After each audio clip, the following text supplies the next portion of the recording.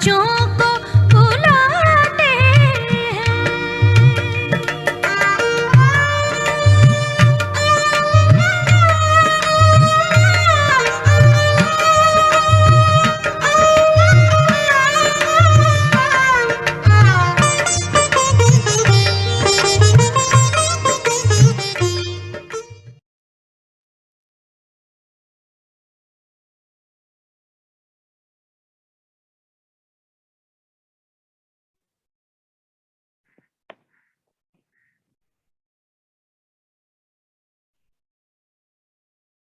ओम शांति। आज फिर से बाबा हमें अभ्यास देते हैं, देही अभिमानी बनना है। कर्म क्षेत्र पर सारा दिन रहते हैं तो हम देह के द्वारा कर्म कराने वाले आत्मा देही हैं। ये अभ्यास जब तक हमारा पक्का नहीं होता तब तक हमें पढ़ाई में हर रोज ये होमवर्क मिलता रहेगा।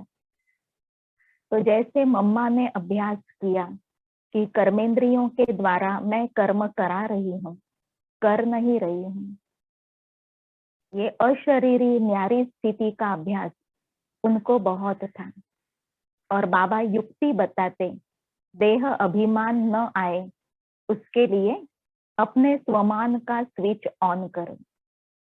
स्वमान भी बहुत तरह के मिले हुए हैं, तो स्वमान का एक एक संकल्प, एक एक कर्म के टाइम लेते हुए देह के भान से न्यारे होने का अभ्यास करना है। बाबा ने जो इतने सारे स्वमान दिए हैं, तो स्वमान का मनन चिंतन करते हुए कर्म करेंगे तब भी जो हमारी मंजिल है, देही अभिमानी अवस्था और निरंतर योगी, ऐसा बनने का लक्ष्य है, इस लक्ष्य तक हम पहुंच ही जाएंगे। तो आज की मुरली का सार है, मीठे बच्चे याद से आत्मा का किचड़ा निकालते जाओ। एक शिव बाबा ही है जिनकी याद से आत्मा का किचड़ा निकलेगा। तो बाबा कहते, मीठे बच्चे याद से आत्मा का किचड़ा निकालते जाओ। आत्मा जब बिल्कुल पावन बने तब घर जा सके। प्रश्न, इस अंतिम जन्म में बाप के किस डायरेक्शन को पालन करने में ही बच्चों का कल्याण है? कौन सा मुख्य डायरेक्शन है जिसको पालन करने में ही बच्चों का कल्याण है? बाबा कहते, मीठे बच्चे इस अंतिम जन्म में बाप से पूरा वर्षा ले लो। बुद्धि को बाहर में भटकाओ मत, विष को छोड़ अमृत पियो। इस अंतिम जन्म में ही तुम्हें 63 जन्मों की आदत मिटानी है। इसलिए रात दिन मेहनत कर देही अभिमानी बनो। 63 जन्मों की आदत हो गई देह अभिमान में रहने की। अभी इस अंतिम जन्म में उस आदत को मिटाना है, देही अभिमानी बनना है आधा कल्प के लिए। इसलिए बाबा तो कहते, रात दिन मेहनत करके देही अभिमानी बनो। ओम शांति। शांति धाम विश्रामपुरी है। इस दुनिया से सब थके हुए हैं, चाहते हैं कि हम अपने सुखधाम में जाएं। यह दुनिया अच्छी नहीं लगती।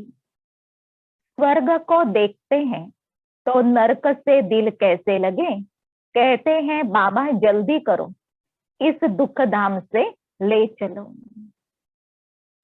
स्वर्ग को देखते हैं, स्वर्ग के सुखों को याद करते हैं, अपने स्वर्ग को नजदीक अनुभव करते हैं। बाबा को कहते, बाबा अभी जल्दी हमको इस दुख धाम से ले चलो। बाप भी समझाते, यह तो छीछी दुनिया है, इनका नाम ही है डेविल वर्ल्ड, नरक। यह कोई अच्छा अक्षर है क्या? कहाँ डीटी वर्ल्ड, कहाँ डेविल वर्ल्ड। इस डेविल वर्ल्ड में सब तंग हो गए हैं, परंतु वापिस कोई जा नहीं सकते। तंग हो गए हैं, छूटना चाहते हैं, थके हुए हैं, परंतु वापिस घर जा नहीं सकते। जब तक बाबा आकर के सभी आत्माओं को अपने साथ ले नहीं जाते, तब तक कोई आत्मा अपने आप अपने घर जा नहीं सकते। तमो प्रधानता की खाद पड़ी हुई है, वह खाद आत्मा से निकले, उसके लिए पुरुषार्थ कर रहे हैं। जो अच्छे पुरुषार्थी हैं, उनकी अवस्था पिछाड़ी में अच्छी हो जाएगी। जो अच्छे पुरुषार्थी हैं, बहुत समय से पुरुषार्थ में लगे हुए हैं, सच्ची दिल से करते, लगन से करते, तो पिछाड़ी के समय में, अर्थात अभी के समय में, वर्तमान समय, पिछाड़ी का समय चल रहा है, तो अवस्था जम जाएगी। जो अवस्था चाहते हैं बनाना, उस अवस्था का अनुभव करने लग जाएंगे। यह पुरानी दुनिया खलास हो जाएगी। अब तो बाकी थोड़े रोज हैं। जब तक बाप आकर वापिस ले न जाए, तब तक कोई वापिस जा नहीं सकते। दुनिया में दुख है ना, घर में भी कोई न कोई दुख रहता है। तुम बच्चों की दिल में है, बाबा अब हमें दुखों से छुड़ाने आए हैं। बच्चों की दिल में है कि बाबा हमें दुखों से छुड़ाने आए, तो राहत मिलती है। जैसे बाबा आथत देते हैं कि बच्चे इतने समय से आप थके हुए हो, तंग हो गए हैं पुरानी दुनिया से, तो बाबा आए हैं, अभी हम इन दुखों से छूटते हैं। जो अच्छे निश्चय बुद्धि है, वह बाप की याद को कभी भूलते नहीं। उनको कहा ही जाता है सर्व का दुख हरता, बच्चे ही पहचानते हैं। अगर सब पहचान ले, तो फिर इतने सब मनुष्य कहाँ आकर बैठे। बच्चे पहचानते हैं, बाबा को याद करते हैं, मुरली पढ़ते, बाबा से वर्षा लेते। अगर सभी पहचान ले वे दुनिया वाले, तो फिर इतने सबको बैठने के लिए स्थान कहाँ। यह तो हो न सके, इसलिए ड्रामा में युक्ति भी ऐसी रची हुई है। जो श्रीमत पर चलते हैं, वही ऊंच पद पा सकते हैं, वह तो ठीक है। सजाएं खाकर भी शांति धाम अथवा पावन दुनिया में जाएंगे, परंतु ऊंच पद पाने के लिए तो पुरुषार्थ करना पड़े। बाबा कहते ऐसे तो घर जाना है सभी को। कई आत्माएं सजाएं खा करके जाएंगे, और कई आत्माएं योग बल से पावन होकर के जाएंगे। जाना तो सबको है। दूसरा, पावन बनने बिगर पावन दुनिया में कोई जा न सके। यह जो कहते हैं कि फलाना ज्योति ज्योत समाया, वापिस गया, यह हो नहीं सकता। खास करके धर्मों के जो बड़े होते हैं, उन्होंने शरीर का त्याग किया, तो कहते हैं कि वो जाकर के ज्योति ज्योत समा गया, अब फिर यहाँ पुनर्जन्म नहीं लेंगे। और बाबा कहते हर एक आत्मा को यहाँ नया जन्म लेना है। एक शरीर छोड़ना, दूसरा शरीर धारण करना, इस जन्म मरण के चक्र में हर आत्मा को आना है, चाहे वो महात्मा धर्मात्मा ही क्यों न हो। कोई भी परमात्मा में जाकर के लीन नहीं होते हैं। जो पहले पहले सृष्टि पर आए हैं, लक्ष्मी नारायण, वह भी वापस जा नहीं सकते, तो और कोई कैसे जा सकते हैं। इस सृष्टि के जो प्रथम आत्माएं हैं, हीरो हीरोइन एक्टर हैं, लक्ष्मी नारायण, वही परम धाम अपने आप नहीं जा सकते, तो बाकी कोई आत्माएं कैसे जा सकते हैं। इस ड्रामा का कायदा बना हुआ है कि जब तक सृष्टि चक्र का अंत न हो, तब तक यहाँ ही आत्मा को पार्ट बजाना है। इनके भी अब 84 जन्म पूरे हुए, अब जाने के लिए तपस्या कर रहे हैं। ब्रह्मा बाबा के लिए कह रहे हैं शिव बाबा कि इनके भी अब 84 जन्म पूरे हुए, अब ये भी जाने के लिए तपस्या कर रहे हैं, सब पुकारते ही हैं एक बाप को, ओ गॉड फादर, ओ लिबरेटर। वह गॉड फादर है, दुख हरता, सुख करता। कृष्ण आदि और किसको थोड़े ही पुकारते हैं। क्रिश्चियन हो, मुसलमान हो, सब ओ गॉड फादर कहकर बुलाते हैं। आत्मा बुलाती है अपने फादर को। फादर कहते तब हैं जब समझते हैं हम आत्मा हैं, हम उनके बच्चे हैं, हम सभी एक पिता के संतान हैं। ऐसे समझने से भगवान हमारा फादर है, ये भी बुद्धि में आता है। आत्मा भी कोई चीज है ना, आत्मा कोई बड़ी चीज नहीं है, वह तो एक स्टार है, अति सूक्ष्म है। जैसे बाबा है वैसे ही आत्मा का स्वरूप है। अब तुम बाप की महिमा करते हो, वह सतचित ज्ञान का सागर, आनंद का सागर है।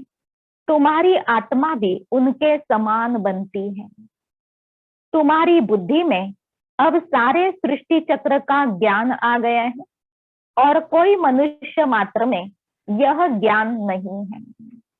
सारे सृष्टि चक्र का ज्ञान बाबा ने दिया। तो ये जो 5 युगों का 5000 वर्ष का ज्ञान बाबा ने दिया और किसी मनुष्य मात्र में नहीं है। सारा भारत, सारा विलायत ढूंढ लो, कोई को भी पता नहीं। आत्मा 84 जन्मों का पार्ट बजाती है। 84 लाख तो इम्पॉसिबल है, 84 लाख जन्मों का तो कोई वर्णन ही कर न सके।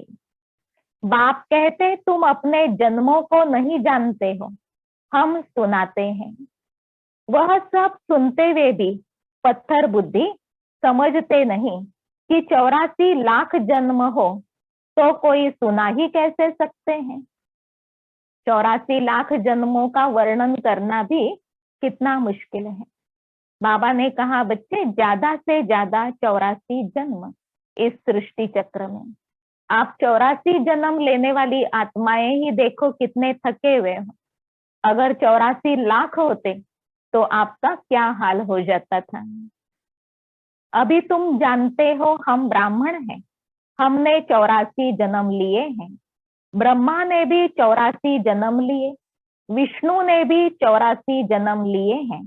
ब्रह्मा सो विष्णु, विष्णु सो ब्रह्मा।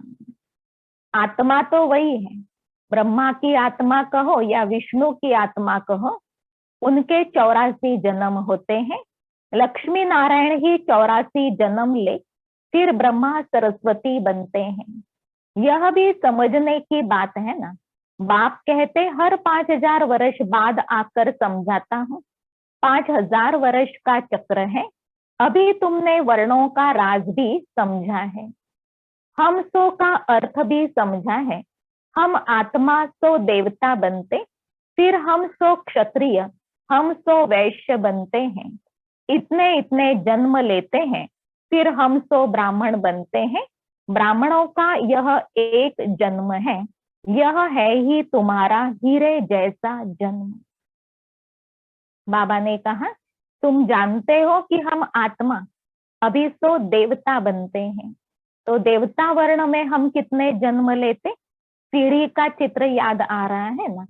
उसमें बाबा ने समझाया कि बच्चे देवता वर्ण में आपके 8 पुनर्जन्म होते, फिर आप देवता तो क्षत्रिय बनते, क्षत्रिय वर्ण में 12 पुनर्जन्म, फिर आप वैश्य बनते, वैश्य वर्ण में आपके 21 पुनर्जन्म, फिर आप वैश्य सो शूद्र बनते, तो आपके उसमें टोटल होते हैं नरक में 63 जन्म, शूद्र वर्ण में 42, और अभी संगम पर लास्ट जन्म में आ गए। तो ये एक अमूल्य दुर्लभ जन्म है। इसलिए बाबा ने कहा तुम्हारा ये हीरे जैसा जन्म है। बाप कहते यह तुम्हारा उत्तम शरीर है, इससे तुम स्वर्ग का वर्षा पा सकते हो। इसलिए अब कोई तरफ भटको मत, ज्ञान अमृत पियो। समझ में भी आता है, बरोबर 84 जन्म लेते हैं। तुम पहले सतयुग में सतो प्रधान थे, फिर सतो बने, फिर चांदी की खाद पड़ी, एकदम पूरा हिसाब बताते हैं। अब गवर्नमेंट भी कहती है सोने में खाद मिलाओ, 14 कैरेट सोना पहनो। ऐसे तो 24 कैरेट सोने को प्योर सोना कहा जाता है। बाबा कहते कि गवर्नमेंट भी कहती है सोने में खाद मिलाओ, 14 कैरेट सोना पहनो। सोने में खाद डालना यह भारतवासी अपशगुन मानते हैं। शादी कराते तो एकदम सच्चा सोना पहनते हैं। सोने पर भारतवासियों को बहुत प्यार है। क्यों? बाबा कहते सोने पर भारतवासियों को बहुत प्यार है। क्यों? भारत की बात मत पूछो, सतयुग में तो सोने के महल थे, सोने की ईंटें थी। जैसे यहाँ ईंटों की ढेर लगी रहती है, वहां सोने चांदी की ढेरी रहती है। माया मच्छंदर का खेल दिखाते हैं। उसने सोने की ईंटें देखी, सोचा ले जाता हूं। नीचे उतरा तो देखा कुछ भी नहीं, कुछ न कुछ बात लगती है। साक्षात्कार में देखा स्वर्ग का दृश्य, सोने चांदी की ईंटें बहुत सारी लगी हुई है, ढेर लगा हुआ है। तो एक लेके जाता हूँ सोने की ईंट, ऐसे सोच करके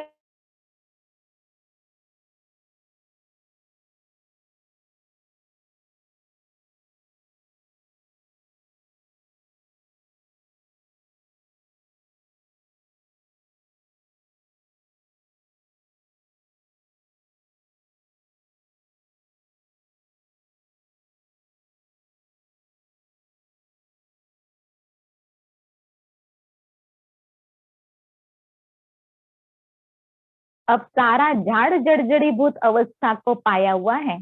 ऐसे समय पर बाबा आते हैं। तुम जानते हो सतयुग में हर चीज सतो प्रधान होती है। यहाँ इतने पंछी जानवर आदि हैं, यह इतने सब वहां नहीं होंगे। बड़े आदमियों के पास अच्छी सफाई रहती है, उन्हों के रहने का स्थान फर्नीचर आदि बहुत अच्छा होता है। तुम भी इतने ऊंच देवताएं बनते हो, वहां ऐसी कोई छीछी चीज रह न सके। बाबा ने कहा तुम पावन देवता बनते हो तो कोई छीछी चीज, गंदगी करने वाले जानवर आदि भी नहीं हो सकते। सतयुग की जो रस्म रिवाज है, जानवर पंछियों की, मनुष्यों के रहन सहन की, वो सब कलयुग से बहुत ही भिन्न होंगी। तो जो सुख देने वाले जानवर पंछी हैं और सुख देने वाला फर्नीचर, वही देवी देवताओं की सेवा में उपस्थित होंगे। तुम भी इतने ऊंच देवताएं बनते हो, वहां ऐसी कोई गंदी चीज रह न सके। यहाँ तो मच्छर आदि अनेक प्रकार की बीमारियां, कितनी गंदगी रहती है। गावड़ों में इतना गंद नहीं रहता, बड़े बड़े शहरों में बहुत गंदगी रहती है, क्योंकि बहुत मनुष्य हो गए हैं, रहने की जगह नहीं है। गांव में इतनी जनसंख्या भी नहीं होती, तो गंदगी भी इतनी नहीं होती। परंतु शहरों में अभी जनसंख्या बहुत हो गई, तो उसके कारण बाबा कहते गंदगी भी बहुत, फिर मच्छर आदि भी बहुत होते हैं। तुम सारे विश्व के मालिक बनते हो।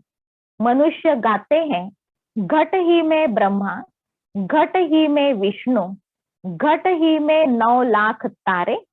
ब्रह्मा सो विष्णु बन जाते, विष्णु के साथ सितारे भी हैं। घट जो है वो हर एक का अपना अपना शरीर है, और हर शरीर में उनकी अपनी अपनी आत्मा है। इसलिए कहा घट में विष्णु, घट में ब्रह्मा, घट में 9 लाख तारे। सतयुग में यह देवता बनते हैं तो इतने थोड़े ही होते हैं। झाड़ पहले छोटा होता, फिर वृद्धि को पाता है। सतयुग में तो बहुत थोड़े होंगे, मीठी नदियों के ऊपर रहते होंगे। यहाँ नदियों से बहुत कैनाल्स निकालते हैं, वहां कैनाल्स आदि थोड़े ही होते हैं। स्वर्ग में कैनाल्स बनाने की आवश्यकता नहीं, अर्थात पानी की आपूर्ति भी बहुत होती है, जनसंख्या भी बहुत कम होती है, उसके कारण किसी बात का अभाव नहीं होता जो कोई ऐसे प्रयास करने पड़े।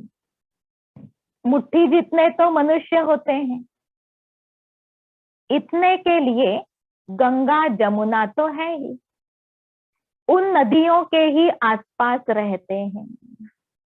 बाबा कहते मुट्ठी भर मनुष्य होंगे, उसके लिए ये मुख्य मुख्य नदियां जो है गंगा जमुना ये तो है ही, तो इन नदियों के किनारे ही अपने महल बना करके रहेंगे। 5 तत्व भी देवताओं के गुलाम बन जाते हैं। कभी भी बेकायदे बरसात नहीं पड़ती, कभी नदी उछल नहीं खाती। नाम ही है स्वर्ग, तो फिर क्या।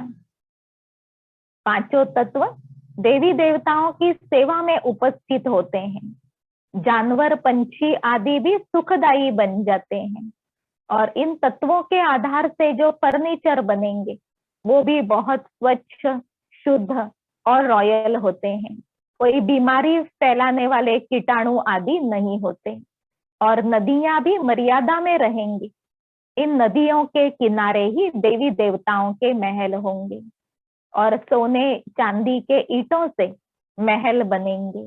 तो बाबा ने कहा नाम ही है स्वर्ग, तो कितने प्रकार के सुख होंगे क्या कहें। अब कहते स्वर्ग की आयु इतने लाख वर्ष है। अच्छा, भला वहां कौन राज्य करते थे यह तो बताओ, कितने गपोड़े लगाते रहते हैं। स्वर्ग में कौन राज्य करते थे वो बता नहीं पाएंगे। बाबा ने समझाया लक्ष्मी नारायण का राज्य होता है, और देवी देवताएं सभी समझते कि हमारा राज्य चल रहा है। बाकी वहां पर जो सुख देने वाले जानवर पंछी प्रकृति के तत्व वही सेवा में उपस्थित होंगे, दुख देने वाली कोई बात वहां होगी ही नहीं। ऐसे बाबा ने स्वर्ग का वर्णन किया, और बाबा ने स्वर्ग की आयु, सतयुग की आयु 1250 वर्ष बताई, त्रेता की आयु 1250 वर्ष, ऐसे 2500 वर्ष तक भारत में अपार सुखों का समय, स्वर्णिम दुनिया, स्वर्ग चल रहा था। अब शास्त्रकारों ने किसी ने कहा इतने लाख वर्ष, तो बाबा कहते ये गपोड़े लगाए हुए हैं। तुम जानते हो हम कल्प पहले मुआफिक ये पार्ट बजा रहे हैं। रुद्र ज्ञान यज्ञ में अनेक प्रकारों के असुरों के विघ्न पड़ेंगे। फिर मनुष्य समझते हैं असुर लोग ऊपर से गंध गोपर आदि डालते थे, परंतु नहीं, तुम देखते हो कितने विघ्न पड़ते हैं, अबलाओं पर अत्याचार होते हैं, तब तो पापों का गड़ा भरेगा नहीं। बाबा ने कहा जो अज्ञान और विकारों के वशीभूत आत्माएं हैं वो इस यज्ञ में विघ्न डालते हैं, क्योंकि उनको गंदगी विकार अच्छे लगते हैं। तो अपनी इच्छाओं की पूर्ति के लिए वो बाबा के बच्चों को कोई ना कोई प्रकार से डिस्टर्ब करते रहते हैं, और बाबा के कार्य को रोकने की कोशिश करते हैं। बाबा आए हैं पवित्र दुनिया स्थापन करने, और बाबा बच्चों को पवित्रता की धारणा में पक्का कराते। तो जिनको ये धारणाएं पसंद नहीं वो आत्माएं असुर हैं जो विघ्न डालते रहते। बाबा कहते आप योग बढ़ाते चलो तो उनके संस्कार परिवर्तन होंगे और उनसे सहयोग मिलता जाएगा। ये तो शास्त्रों में लिखा हुआ है ही कि यज्ञ में विघ्न डालते हैं। अब कोई ऊपर से गोबर कचड़ा आदि डालने की बात नहीं, लेकिन बाबा के कार्य में डिस्टरबेंस निर्माण करना ये है विघ्न। जो निर्माण करते हैं डिस्टरबेंस को वो आत्माएं अपने पाप का घड़ा भरते हैं, अपने आप को ही नुकसान पहुंचाते हैं। बाप कहते थोड़ा सहन करना पड़ेगा, तुम अपने बाप और वर्षे को याद करते रहो, मार खाने समय भी बुद्धि में याद करो शिव बाबा। बंधन वालों की तो बहुत परीक्षाएं चलती रहती हैं, तो बाबा कहते मार खाने समय भी याद करो शिव बाबा, तो वो आपको मार नहीं लगेगी, आपको कुछ भी दर्द या दुख फील ही नहीं होगा। तुम अपने बाप और वर्षे को याद करते रहो, तुमको तो बुद्धि में ज्ञान है। किसको फांसी पर चढ़ाते हैं तो पादरी लोग कहते गॉडफादर को याद करो। ऐसे नहीं कहेंगे कि क्राइस्ट को याद करो, इशारा गॉड के लिए करते हैं। वह इतना लवली है, सब उनको पुकारते हैं, आत्मा ही पुकारती है। अब देही अभिमानी बनने में ही मेहनत है। 63 जन्म तुम देह अभिमान में रहे हो, अभी इस एक जन्म में वह आधा कल्प की आदत मिटानी है। 63 जन्म देह अभिमान में रहे हो, अब बाबा कहते एक जन्म में आपको आधा कल्प की आदत मिटानी है, तो जरूर रात दिन पुरुषार्थ करना पड़ेगा। तुम जानते हो देही अभिमानी बनने से हम स्वर्ग के मालिक बन जाएंगे, कितनी ऊंच प्राप्ति है, तो रात दिन इसी कोशिश में रहना पड़े। मनुष्य धंधे आदि के लिए भी मेहनत करते हैं, आमदनी में मनुष्य को कभी जुटका या उबासी आदि नहीं आएगी, क्योंकि आमदनी है ना, पैसे की खुशी रहती है, थकने की बात ही नहीं रहती है। ऐसे बाबा कहते अपने को आत्मा समझने से, देही अभिमानी बनते हुए कर्म करने से आप स्वर्ग के मालिक बनते हो, ऊंच पद प्राप्त करते हो, आपकी कमाई होती जाती है, आपकी ये जमा का खाता बनता है। तो आप बच्चों को कितनी खुशी होनी चाहिए अपने को आत्मा समझते हुए कर्म करने का अभ्यास करने के लिए। तो बाबा ने कहा जैसे लौकिक रीति कोई धंधे में कमाई होती रहती है, तो जो मालिक है उसको कभी झुटका या उबासी नहीं आएंगी, लेकिन नींद भी फिट जाती है क्योंकि आमदनी हो रही है, थकने की बात ही नहीं। बाबा भी अनुभवी है ना, रात को स्टीमर्स आते थे तो आकर माल खरीद करते थे, जब तक ग्राहक की जेब खाली न करे तब तक उनको छोड़े ही नहीं। ब्रह्मा बाबा ने बहुत तरह के बिजनेस का अनुभव लिया है, तो बाबा अपनी बात सुना रहे हैं। रात को स्टीमर्स आते थे तब माल खरीद करते थे, ग्राहक से ऐसी बातें करेंगे, ऐसा उनसे संबंध संपर्क रखेंगे कि उन्होंने खरीदना ही चाहिए, जब तक उनकी जेब खाली न हो तब तक छोड़े नहीं। बाबा ने रथ भी पूरा अनुभवी लिया है, इसने सब अनुभव किया है। गावड़े का चोरा भी था, 10 आने मन अनाज बेचता था, अभी तो देखो विश्व का मालिक बनते हैं। एकदम गावड़े का था, सिर चढ़ गया तो एकदम जवाहरात के धंधे में लग गया। बस जवाहरात की बात यह है, सच्चे जवाहरात, यह होता है रॉयल व्यापार। ब्रह्मा बाबा ने तरह तरह के बिजनेस किए और जवाहरात का बिजनेस किया, तो उसमें उनको बहुत फायदा हुआ, उसमें हाथ भी बैठ गया, बहुत अनुभवी बन गए उसमें, और उसके आधार से फिर नामी ग्रामी हो गए। तो बाबा ने कहा वो है तुल जवाहरात, और ये ज्ञान रतन है सच्चे जवाहरात। बाबा बहुत अनुभवी हैं।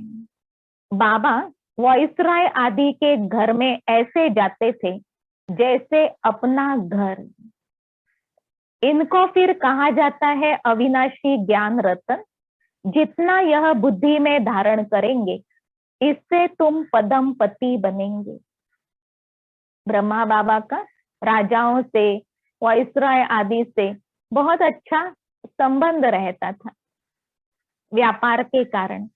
तो उनके घरों में ऐसे जाते थे जैसे अपना घर। उनके घर के लोग बाबा को अपने घर के सदस्य के जैसे ही अनुभव करते थे। इनको कहा जाता है अविनाशी ज्ञान रत्न। जितना यह बुद्धि में धारण करेंगे, इससे तुम पदम पति बनेंगे। शिव बाबा को कहा जाता है सौदागर रत्नागर। उनकी महिमा भी गाते, फिर कह देते सर्वव्यापी है। महिमा के साथ फिर इतनी ग्लानि, कैसी हालत हो गई है। एक तरफ महिमा गाई सौदागर रत्नागर, सदगति दाता सुख करता, और दूसरी तरफ ग्लानि करते सर्वव्यापी। तो बाबा को भी वंडर लगता कि महिमा के साथ साथ इतनी ग्लानि करते हैं। कैसी हालत हो गई है भक्ति मार्ग की। बाप कहते जब भक्ति पूरी होती है तब भक्तों का रक्षक बाप आते हैं। बहुत भक्ति कौन करते हैं यह भी सिद्ध हो जाता है। ज्ञान मार्ग में कौन कितने आगे बढ़ रहे हैं उस अनुसार मालूम पड़ता किसने द्वापर से लेकर के बहुत भक्ति की हुई है। सबसे जास्ती भक्ति तुम करते हो, वही यहाँ आकर पहले पहले ब्राह्मण बनते हैं और बाप से वर्षा लेते हैं। बाबा कहते सबसे जास्ती भक्ति तुम ही करते हो। ब्रह्मा बाबा जैसे ही भक्ति मार्ग में आ जाते, ऐसे बच्चे भी साथ साथ पार्ट बजाते हैं। बाबा के साथ में मंदिर बनाना, शास्त्र बनाना और भक्ति मार्ग की तरह तरह की सामग्री बनाना, सभी को सिखाना, ये पार्ट बच्चों ने बजाया है। तो बाबा कहते तुम ही सबसे ज्यादा भक्ति करते हो। वही यहाँ आकर पहले पहले ब्राह्मण बनते हैं और बाप से वर्षा लेते हैं फिर से पूज्य बनने का। रावण ने पुजारी बनाया है, बाप पूज्य बनाते हैं। यह है भगवानुवाच। भगवान एक है, दो तीन भगवान होते नहीं। सभी मानते हैं कि भगवान एक है, दो तीन भगवान तो होते नहीं। देवी देवताएं अनेक हैं, वो तो 33 कोटि हैं, लेकिन भगवान एक है। गीता भगवान की गाई हुई है। शिव भगवानुवाच के बदले कृष्ण का नाम ठोक दिया है, तो कितना फर्क हो गया है। गीता का मान कम हो गया।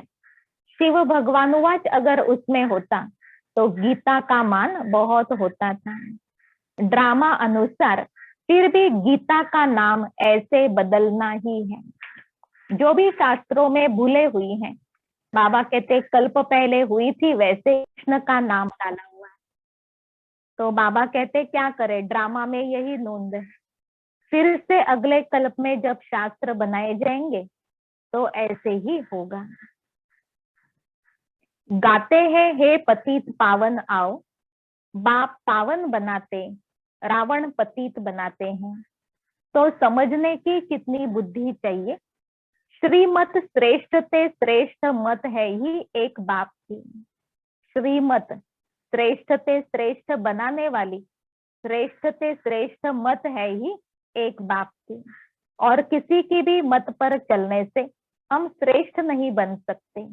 भले कोई अपनी ओपिनियन देते हैं, गाइडेंस देते हैं, परंतु वो हो गई मनुष्य की मत। उनसे अलग है शिव बाबा की श्रीमत। बाबा जो बच्चों को गाइड कर रहे हैं, बाबा जो बच्चों को समझा रहे हैं, सिखा रहे हैं कर्म करने के लिए, ये मत है ही सर्वश्रेष्ठ मत। इसलिए इसको श्रीमत कहा जाता है। और जो श्रीमत पर चलेंगे वो अपनी किस्मत को देवी देवता बना लेंगे, लक्ष्मी नारायण जैसी किस्मत प्राप्त कर लेंगे। इसलिए बाबा ने कहा समझने की बहुत बुद्धि चाहिए। किसी भी मनुष्य की मत को श्रीमत नहीं कहा जाता। अपनी मत को इतना महत्व नहीं देना है कि हमारा मन ये कहता है, हमारी इच्छा ऐसे है, हमारी मनमत जो है इसको श्रीमत नहीं कहेंगे, श्रीमत है बाबा की। तो किसी भी कर्म के लिए ये सोचना है कि बाबा ने इस कर्म के लिए क्या समझाया है, बाबा का डायरेक्शन क्या है। खुद को नहीं समझ में आए तो फिर पूछना है, जो निमित्त आत्माएं हैं उनसे पूछ करके वैसा कर्म करना है कि इस कर्म के लिए बाबा का डायरेक्शन क्या है। ऐसे बाबा के डायरेक्शन पर जो कर्म करेंगे वो सर्वश्रेष्ठ बनेंगे, लक्ष्मी नारायण जैसा पद प्राप्त करेंगे। तो बाबा की मत की महिमा है श्रीमत भगवत गीता, जिसमें बाबा ने आत्मा का अभ्यास कराया, राजयोग सिखाया, समर्पण की बात सुनाई, सब बातें ज्ञान की गीता में आई हुई हैं। यह लक्ष्मी नारायण स्वर्ग के मालिक बाप की मत से ही बने हैं। अच्छा, मीठे मीठे सिक्किल दे बच्चों प्रति माता पिता बाप दादा का याद प्यार और गुड मॉर्निंग। रूहानी बाप की रूहानी बच्चों को नमस्ते। हम रूहानी बच्चों की रूहानी बाप दादा को याद प्यार, गुड मॉर्निंग और नमस्ते। धारणा के लिए पहला, इस एक जन्म में 63 जन्मों के पुराने देह अभिमान की आदत मिटाने की मेहनत करनी है। एक जन्म में 63 जन्मों की आदत को मिटाने की मेहनत करनी है।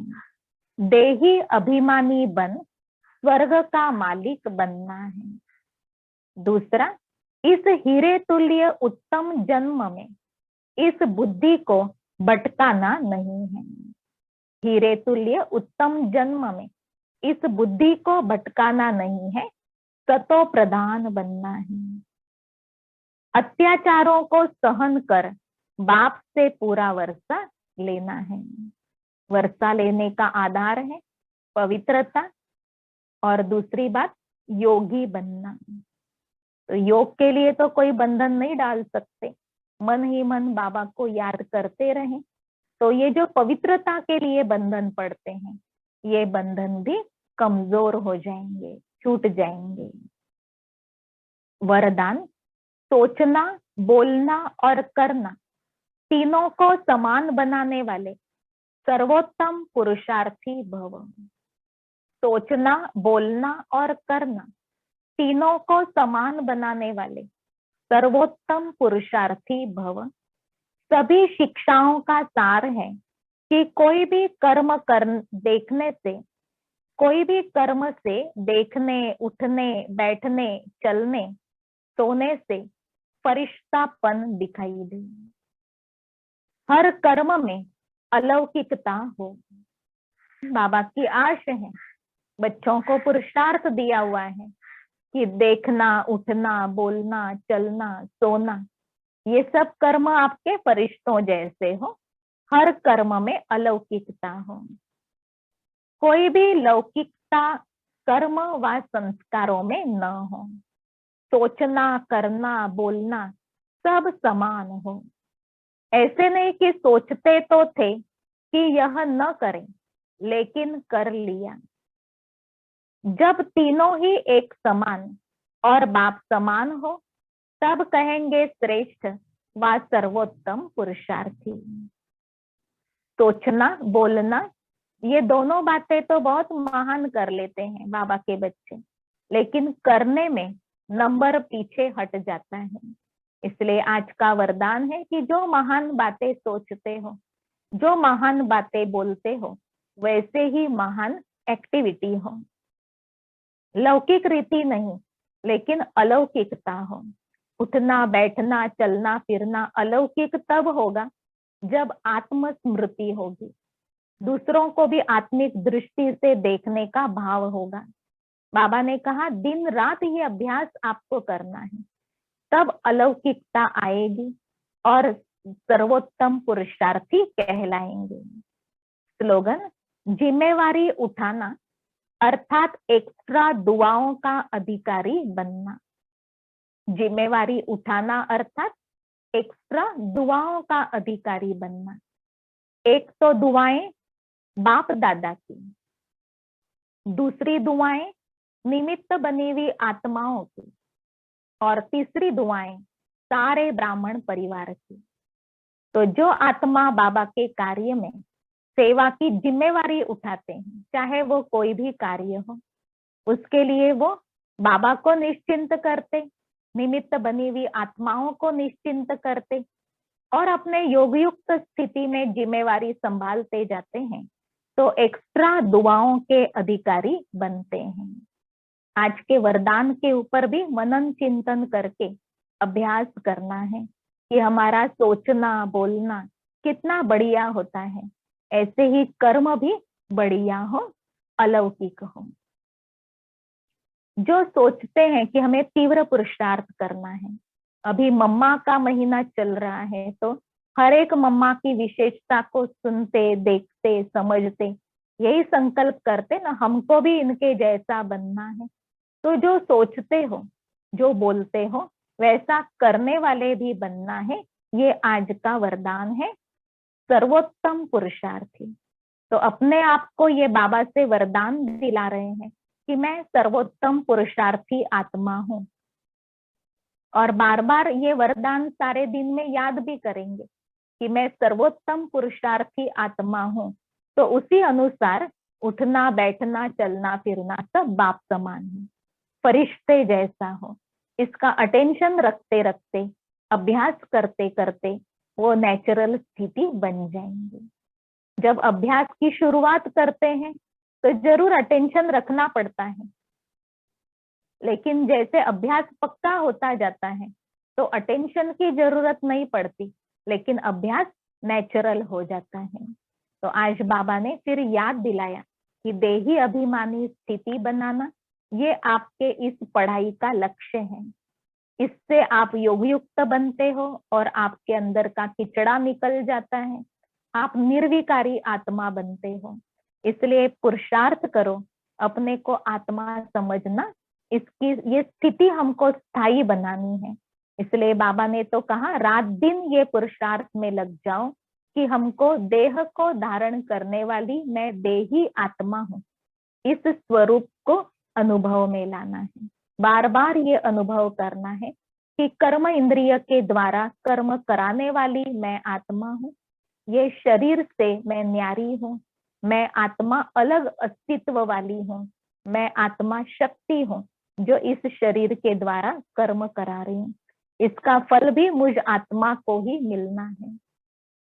ऐसे आत्मचिंतन करते हुए कर्म करो, देह भान से न्यारे, ऐसी हल्की अवस्था अपनी अनुभव करो। ये आज का होमवर्क है। अच्छा, ओम शांति।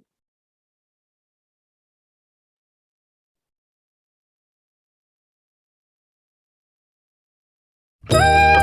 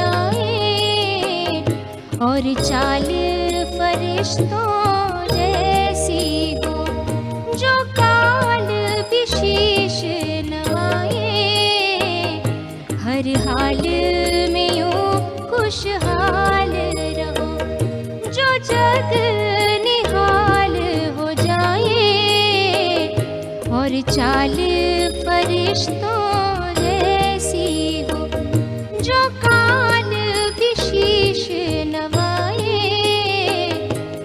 हंसते हंसते